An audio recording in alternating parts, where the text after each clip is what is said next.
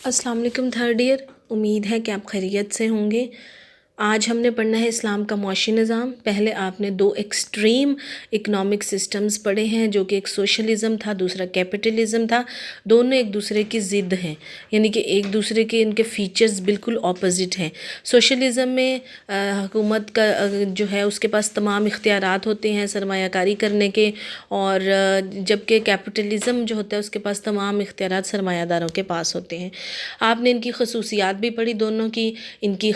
जो है खूबियाँ भी पढ़ी और इनकी खामियाँ भी पढ़ी कि किस वजह से ये दोनों इकनॉमिक सिस्टम फ़ेल हो गए। अब हम देखते हैं कि इस्लाम का मुआशी निज़ाम, यानी कि हमारे इस्लाम ने जो हमें मुआशी निज़ाम दिया है वो क्या है, उसकी क्या खूबियाँ हैं। डेफ़िनेटली उसकी खामियाँ तो हो नहीं सकती, तो उसकी क्या खूबियाँ हैं, अगर हम उसको अपनाएंगे तो कौन कौन सी चीज़ें हैं जिनको हम बेहतर तरीके से एड्रेस कर सकते हैं, बेहतर तरीके से प्रॉब्लम्स को सेटल डाउन कर सकते हैं। इस्लाम दीन फितरत है और मुकम्मल ज़ाब्ता हयात पेश करता है, जिसमें मजहबी, समाजी, सकाफ़ती, माशरती और मुआशी ज़रूरतें पूरी करने के बारे में वाज़ेह अहकामात मौजूद हैं। अभी तक हमने दुनिया में राइज दो बड़े निज़ामों के बारे में पढ़ा था, और इसमें दौलत की तकसीम गैर मुनसिफ़ाना हो जाती है, मुनाफे की हवस हो जाती है, जागीरदारी आ जाती है,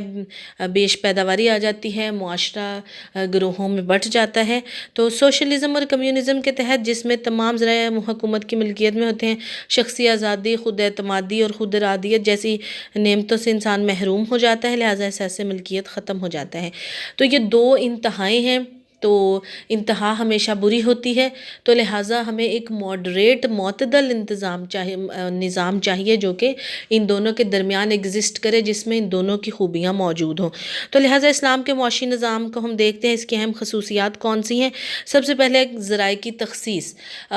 सोशलिज़म में ज़राए की तख़सीस हुकूमत के पास होती है, कैपिटलिज़म में ज़राए की तख़सीस लोगों के पास होती है। जबकि इस्लाम में हम देखते हैं तो हम ये कहते हैं कि तमाम ज़राए के जो हकीकी मालिक है वो अल्लाह ताला है, और उसने इंसानों को ये हक़ दिया है कि आप उनको इस्तेमाल करें और उनका जायज़ इस्तेमाल करें, यानी कि इस्तेहसाल नहीं करना। हमें हर चीज़ बताई गई है कि आपने किस तरह से किस चीज़ को खर्च करना है, इसराफ़ नहीं करना, आपने दूसरों के हालात से फ़ायदा नहीं उठाना, आपने ये नहीं देखना कि अगर मैं अपना काम कर लूँ दूसरों को नुकसान हो जाए, नहीं। सिर्फ़ इंसान जो है वो एक वसीला बनाया गया है जो कि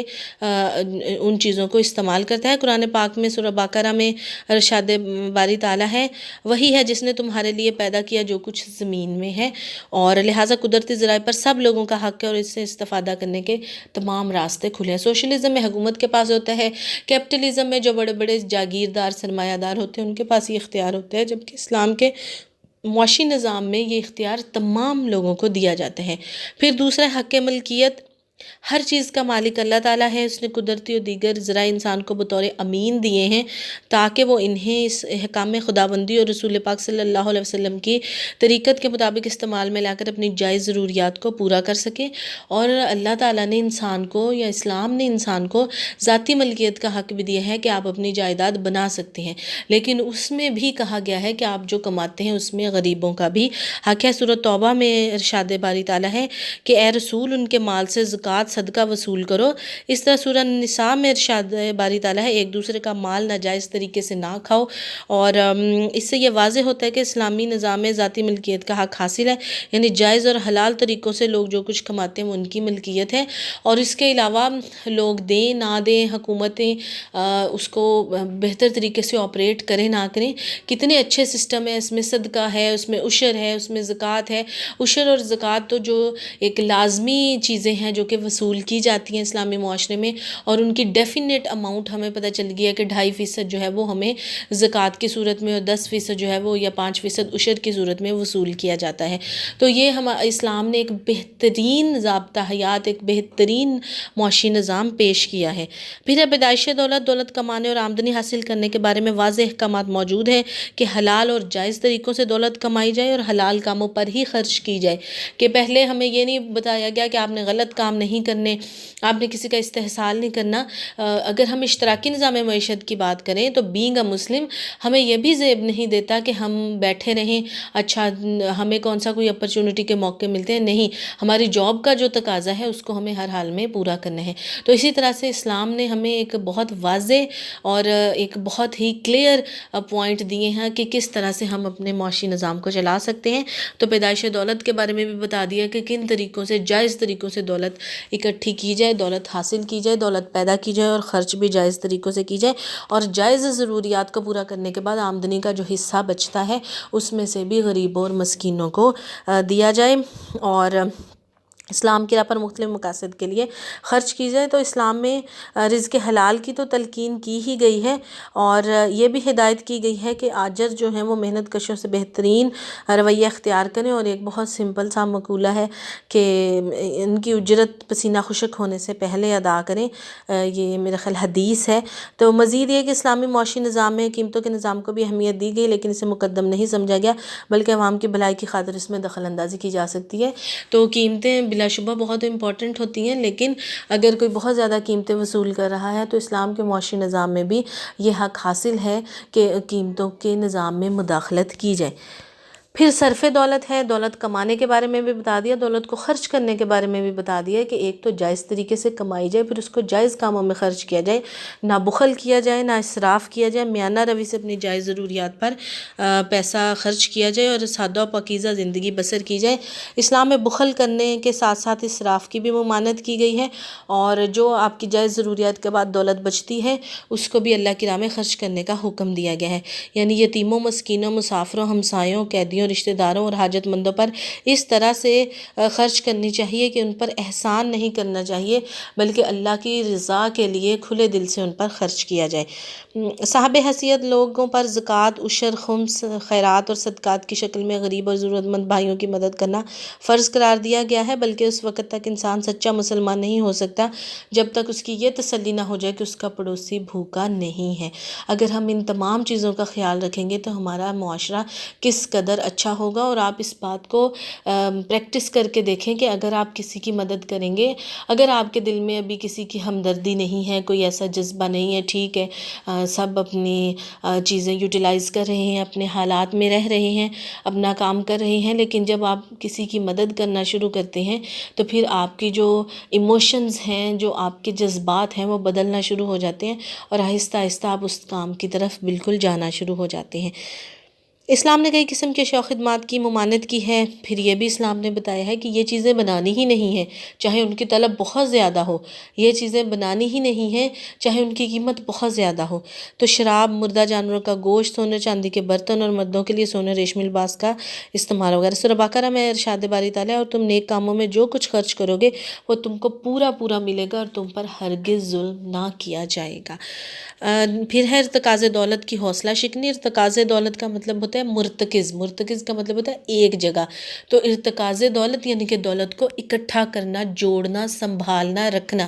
تو اسلام میں ارتکاز دولت کی حوصلہ شکنی کی گئی ہے۔ آپ نے اگر فرسٹ ایئر سیکنڈ ایئر میں بھی پڑھا ہے تو آپ کو پتہ ہوگا، اور نیکسٹ بھی آپ انشاءاللہ آگے جو چیپٹرز پڑھیں گے تو آپ کو اس میں پتہ چل جائے گا، میکرو اکنامکس میں اسپیشلی، کہ جتنے بھی حکومت کی پالیسیز ہوتی ہیں، مرکزی بینک کی پالیسیز ہوتی ہیں، ان کا مین فوکس یہ ہوتا ہے کہ روپیہ پیسہ سرکولیشن میں رہے، سرکولیشن سے باہر نہ جائے، یعنی کہ اگر آپ نے بچت کی ہے تو اس بچت کو سرمایہ کاری میں لگا دیں، اس روپے کا کوئی فائدہ نہیں ہے جو روپیہ آپ سال ہر سال لاکھوں روپے سنبھال کے رکھتے ہیں تجوریوں میں۔ تو یہ اسلام نے بھی اس کا بہت اچھا سسٹم کیا ہے کہ مال کو جمع نہیں کرنا، اس سے دولت کی گردش رک جاتی ہے، تقسیم دولت میں توازن برقرار نہیں رہتا، دولت جمع کرنے والا نہ صرف بدترین اخلاقی امراض میں مبتلا ہو جاتا ہے بلکہ معاشرے کے خلاف ایک جرم بھی کر رہا ہوتا ہے جو کہ برا ہے۔ سورہ آل عمران میں آیا ہے کہ جو لوگ اللہ تعالیٰ کے دیے ہوئے فضل میں بخل کرتے ہیں وہ یہ گمان نہ کریں کہ یہ فعل ان کے لیے اچھا ہے، بلکہ در حقیقت ان کے لیے یہ برا ہے۔ سورہ توبہ میں فرمایا گیا ہے، اور جو لوگ سونا چاندی جمع کرتے ہیں اور اس کو اللہ کی راہ میں خرچ نہیں کرتے ان کو عذاب علیم کی خبر سنا دو۔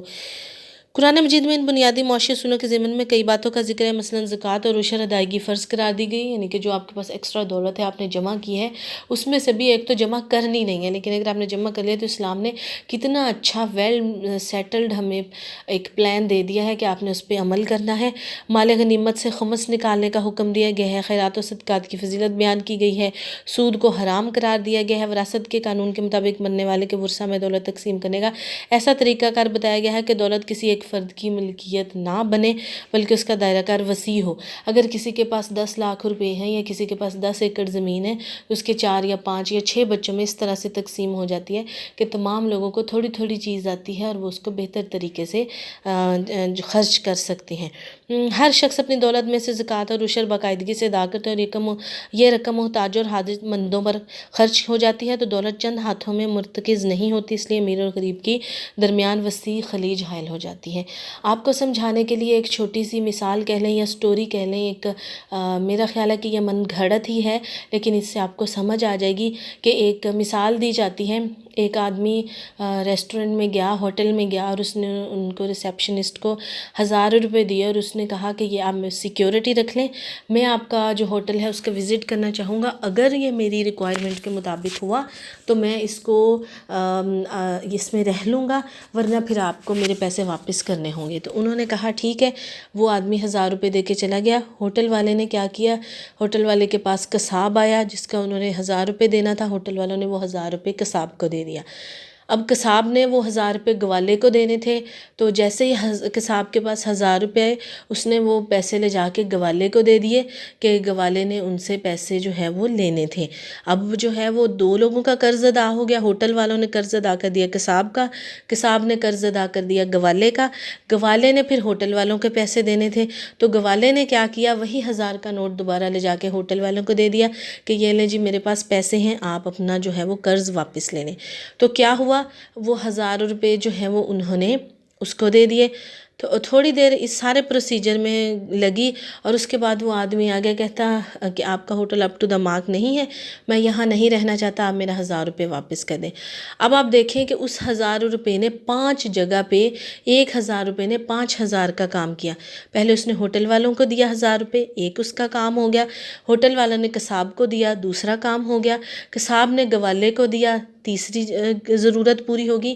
گوالے نے دوبارہ ہوٹل والوں کو دیا، چوتھی ضرورت پوری ہوگی، اور ہوٹل والوں نے دوبارہ اس آدمی کو واپس کر دیا تو 5 ضرورتیں لوگوں کی پوری ہو گئیں۔ تو لہٰذا 1000 روپے نے 5000 کا کام کیا۔ تو لہٰذا اسی لیے کہتے ہیں کہ کرنسی جو دولت ہے وہ سرکولیشن میں آنی چاہیے،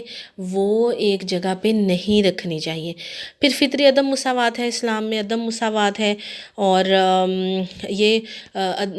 فطری طور پہ ہے، یعنی کہ امیر اور غریب کا جو فرق ہے، اگر امیر اور غریب کا فرق نہیں ہوگا تو معاشرہ نہیں چلے گا۔ سوچیں اگر آپ کے گھروں میں کام والی نہ آئے تو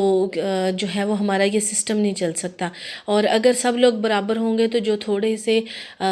کم پیشے کے لوگ ہیں جن کو ہم ملازمین کہتے ہیں تو وہ پھر وہ کام نہیں کرتے تو ہماری سوسائٹی کس طرح سے چل سکتی تھی۔ تو لہٰذا اللہ تعالیٰ نے لوگوں کی صلاحیت، قابلیت، استعداد اور ذہانت میں فرق رکھا ہے، اس لیے دولت اور رزق میں یکسانیت غیر فطری عمل ہے۔ رزق کے سلسلے میں اللہ تعالیٰ نے بعضوں کو بعضوں پر فضیلت دی ہے۔ سورہ آل عمران میں ارشاد باری تعالیٰ ہے، اللہ تعالیٰ رزق دیتا ہے جس کو چاہتا ہے، بے قیاس دیتا ہے۔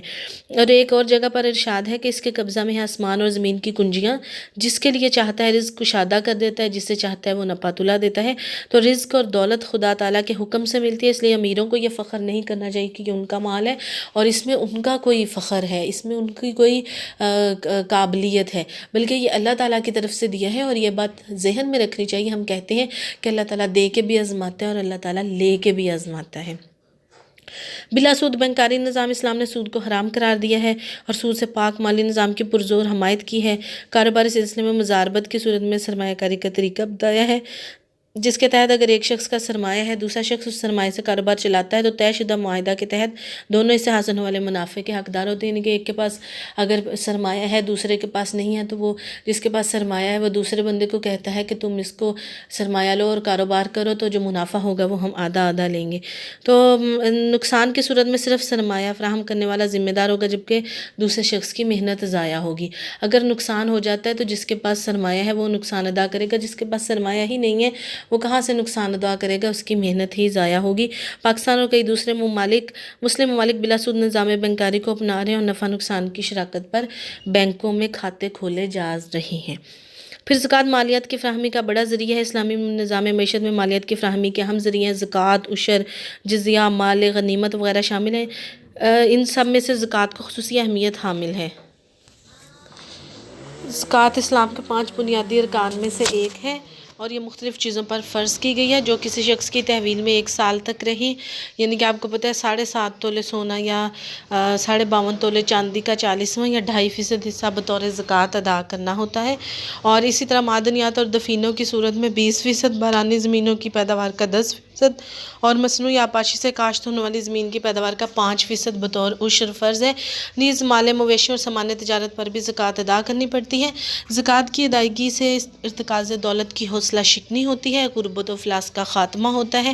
مالی لحاظ سے کمزور لوگوں کو روزگار فراہم ہوتا ہے، باہمی اخوت اور بھائی چارے کو فروغ ملتا ہے، سرمایہ گردش میں رہتا ہے اور بہت سے جرائم کا سدباب ہوتا ہے۔ اب ہے ذمہ دار حکومت۔ اگرچہ اسلامی معاشی نظام میں عام افراد کو معاشی، کاروباری اور مذہبی آزادی حاصل ہوتی ہے، تاہم حکومت پر بھی یہ ذمہ داری ہوتی ہے کہ وہ معاشرے میں رہنے والے افراد کو اسلامی اصولوں کے مطابق زندگی بسر کرنے کی ترغیب دے، کاروباری لین دین میں دھوکہ دہی، ملاوٹ،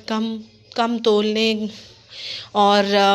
ذخیرہ اندوزی کرنے اور دیگر اخلاقی حرکات کرنے والوں کو سختی سے نوٹس لے۔ نیز معاشی ترقی کی رفتار تیز تر کرنے کے لیے سرمایہ کاری کا رخ صحیح سمت میں موڑنے اور صارفین کو استحصال سے بچانے کے لیے اقدامات کرے، یعنی کہ ہر کسی کو اس کے فرائض جو ہیں وہ بہترین طریقے سے سمجھا دیے گئے ہیں۔ اب ہے تینوں نظاموں کا تقابلی جائزہ اور اسلام کے معاشی نظام کی دیگر نظاموں پر برتری۔ پڑھنے سے ہی آپ کو اندازہ ہو گیا ہوگا کہ تینوں جو نظام ہیں ان کی کیا ڈی میرٹس ہیں اور اسلام کے معاشی نظام کو ان پہ کیسے سبقت ہے۔ سب سے پہلا یہ ہے کہ اسلام کے معاشی نظام میں معاشی سرگرمیوں کا محور صرف منافع نہیں ہوتا۔ سوشلزم میں حکومت کا مقصد بھی آلدو منافع نہیں ہوتا، لیکن کیپٹلزم میں میجر جو ہے وہ منافع ہی ہوتا ہے،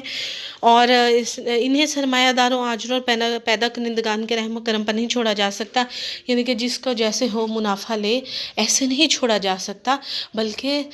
منافع لینے سے روکا نہیں گیا۔ اصول وضع کیے گئے ہیں کہ آپ ان اصولوں پہ کاربند رہتے ہوئے منافع لے سکتے ہیں۔ پھر اسلام کا معاشی نظام سادگی، کفایت، شعاری، نیکی اور پارسائی کا درس دیتا ہے، جبکہ دیگر معاشی نظام میں فضول خرچی، ذاتی مفاد، بے جا نمائش اور خود غرضی عام ملتی ہے۔ اسلام کے معاشی نظام میں فرائض کی ادائیگی کے ضمن میں خدا تعالیٰ کی خوشنودی اور رضا کو مقبولیت جو ہے وہ اولیت دی جاتی ہے۔ مثلاً زکوٰۃ، خیرات، صدقات، قرض حسنہ اور امداد دینے سے غریبوں اور ناداروں پر احسان نہیں ہوتا، بلکہ اس میں انسان کی اپنی فلاح، بہتری اور خیر خواہی کا پہلو نمایاں ہوتا ہے۔ یعنی کہ ہم اسلام کے معاشی نظام میں تمام لوگوں کو ساتھ لے کر چلتے ہیں، اور اسی طرح سے جبکہ غیر اسلامی معاشی نظام میں اس قسم کے تصورات بالکل نہیں پائے جاتے، امیر اور طاقتور ذاتی مفادات میں کمزور اور غریبوں کا استحصال کرتے ہیں۔ تو جتنی بھی یہ خصوصیات ہیں، ان کی بنا پر ہم یہ کہہ سکتے ہیں کہ اسلام کا معاشی نظام دیگر تمام نظاموں سے بہتر ہے۔ اگر ہم جو ہے وہ ایک بہترین معاشی نظام چاہتے ہیں تو ہمیں اسلام کے معاشی نظام کو فالو کرنا پڑے گا، کیونکہ وہ ایک مثالی نظام ہے اور اس میں تمام اوصاف موجود ہیں جن کی بنا پر انسان خوشحال زندگی بسر کر سکتا ہے۔ جس نظام میں نیکی تک پہنچنے کی یہ شرط ہو کہ وہ اپنی محبوب ترین شے اللہ کی راہ میں قربان کر دے، تو اس نظام کا بھلا کسی اور نظام سے کیسے مقابلہ ہو سکتا ہے، اور اس سے بڑھ کر فلاحی ریاست کا تصور کیا ہو سکتا ہے۔ تو آج آپ کا 2nd چیپٹر بھی الحمدللہ کمپلیٹ ہو گئے،